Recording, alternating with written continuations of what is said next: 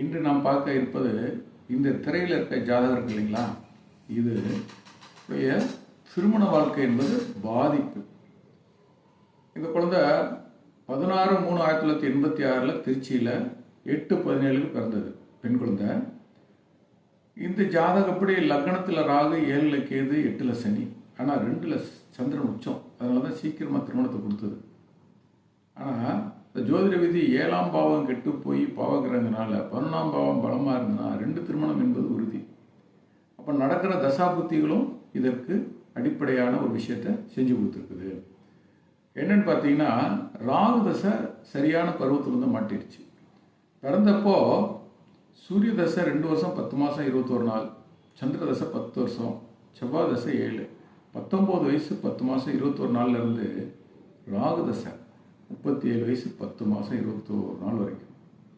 இது இப்போ அது வரைக்கும் திருமணம் செய்யாமல் இருக்க முடியாது, செஞ்சிட்டாங்க. இது கடுமையான புணர்வு தோஷம் வேறு. 8ல் சனி இருக்குது, அதனால் ஆயுள் வந்து தீர்க்காயுள்.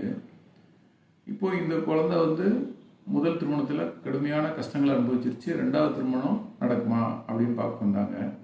கண்டிப்பாக 2வது திருமணம் நடக்கும், அதுதான் நன்றாகவும் இருக்கும் அப்படின்னு பார்க்குறோம். ஏன்னா சந்திரன் உச்சமாகி சனி பார்க்கறதுனால இது வந்து புணர்வு தோஷம், கடுமையான புணர்வு தோஷம். இந்த சனி 10ஆம் பார்வையாக புத்திரஸ்தானத்தை பார்க்குது. இது ஒரு கடுமையான கெடுபலன். அதே நேரத்தில் 11ல் இருக்கக்கூடிய குருவும் புத்திரஸ்தானத்தை பார்க்குது. குழந்தையும் இருக்கணும் அப்படின்ற அமைப்பு. குழந்தை இல்லைன்னு போகக்கூடாது. ஏன்னா இந்த லேட் ஆகிறதுக்கும் இந்த இதுக்கு காரணம் பார்த்தீங்கன்னா, 5க்கு அதிபதி நீசமான புதனோட 12ல் மறையுது. 2ஆம் அதிபதியும் உச்சம் பெற்று உச்ச பங்கம் அடையுது 12ல். அதுதான் இவ்வளவு பிரச்சனைகளுக்கு காரணம். 2வது திருமணம் நல்லபடியாக இருக்கும். 2024 பிப்ரவரி மாதம் 6ஆம் தேதிக்கு மேலே குருதசை வந்துருச்சு. இப்போது பார்த்தீங்கன்னாக்கா சீக்கிரமாக 2வது திருமணம் பண்ணுறது நல்லது. ஏன்னா அடுத்து வரக்கூடிய 2027 ஜூனில் வரக்கூடிய சனி பயிற்சியில் 7ரை சனி நடக்க ஆரம்பிச்சிடும். அது இன்னும் கொஞ்சம் சங்கடத்தை கொடுக்கும். அதனால் சீக்கிரமாக திருமணம் பண்ணிடுறது நல்ல பலனை தரும்.